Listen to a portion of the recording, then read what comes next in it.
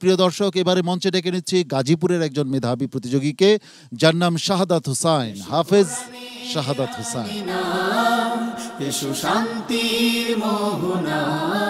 আসসালামু আলাইকুম ওয়া রাহমাতুল্লাহি ওয়া বারাকাতুহু। ওয়া আলাইকুম আসসালাম ওয়া রাহমাতুল্লাহি ওয়া বারাকাতুহু।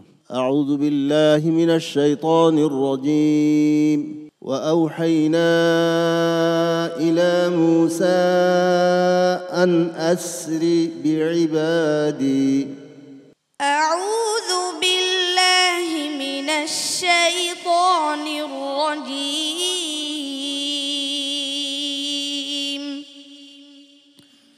بسم الله الرحمن الرحيم.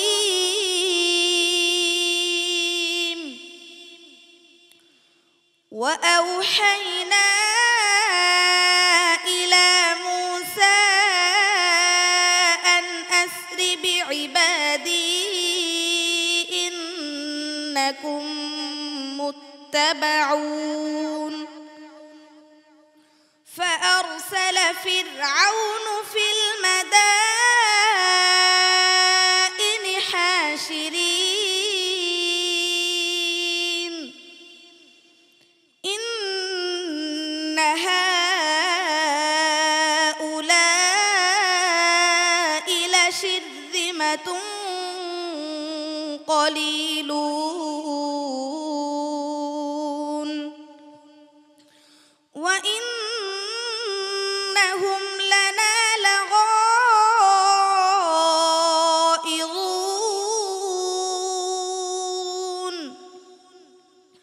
وإنا لجميع حاذرون.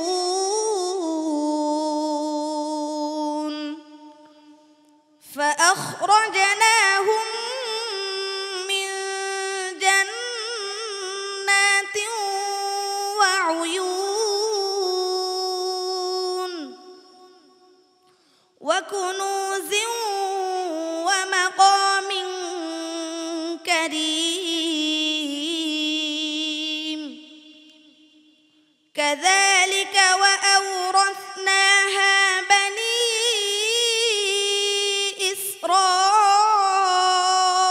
إسرائيل فأتبعوهم مشرقين.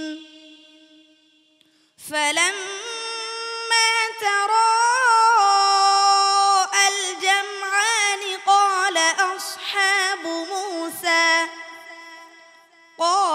أصحاب موسى إنا لمدركون. قال كلا إن معي ربي سيهدين.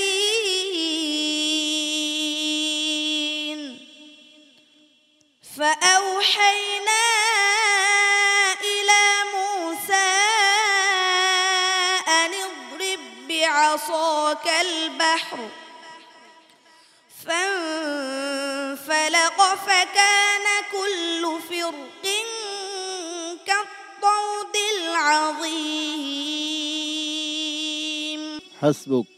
صدق الله مولانا العظيم.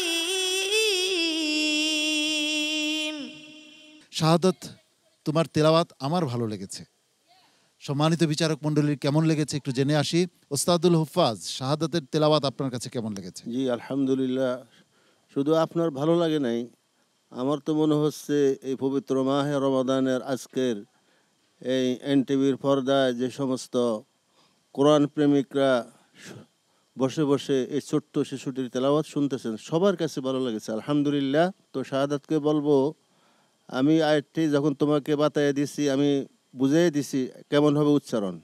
ওয়া আওহাইনা ইলা মুসা আন আসরি বিইবাদি, আমি পৃথক করে দিছি, দুইটা শব্দ পৃথক করে উচ্চারণ করছি। তুমি পৃথক করে তুমি আনা আসরি বিইবাদি কইছো, আনা আসরি বিইবাদি। এরকম অনেক ভুল হয়, অনেক জায়গায় আরও আছে কয়েক জায়গায় শব্দটি, তো এগুলি খুব খেয়াল করবে ইনশাল্লাহ, তাহলে আরও সুন্দর হবে। চমৎকার তেলাওয়াত করেছো, এগিয়ে যাও, তোমার প্রতি দোয়া রইল ইনশাল্লাহ। হাফেজ কারি নাজমুল হাসান।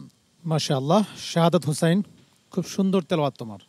মাশাআল্লাহ, ওস্তাদ তোমাকে তাজভিদের বিষয়ে আরও প্র্যাকটিস করতে বলেছে। আমি বলবো সুরের ক্ষেত্রেও তুমি আরেকটু চিন্তা ভাবনা করো। তোমার সুর মাশাআল্লাহ, গলায় কণ্ঠে অনেক সুর আছে, তুমি সুরের এক লেভেলে থাকো। আমার মনে হয় এই সুরটাকে নিয়ে যদি তুমি আরেকটু পরিশ্রম করো, আরও সুন্দর হবে তোমার তেলাওয়াত। একটু উঠানো, একটু নামানো, এগুলো তোমাকে ভালো কোনো ওস্তাদের কাছে শিখতে হবে, তাহলে তুমি আরও ভালো করতে পারবে। তোমার জন্য দোয়া রইল। অনেক অনেক ধন্যবাদ শাহাদাত হুসাইন। কিছুক্ষণ পর ফলাফল চলে আসবে, তোমার জন্য অনেক শুভকামনা রইল। আসসালামু আলাইকুম ওয়া রাহমাতুল্লাহি ওয়া বারাকাতুহু।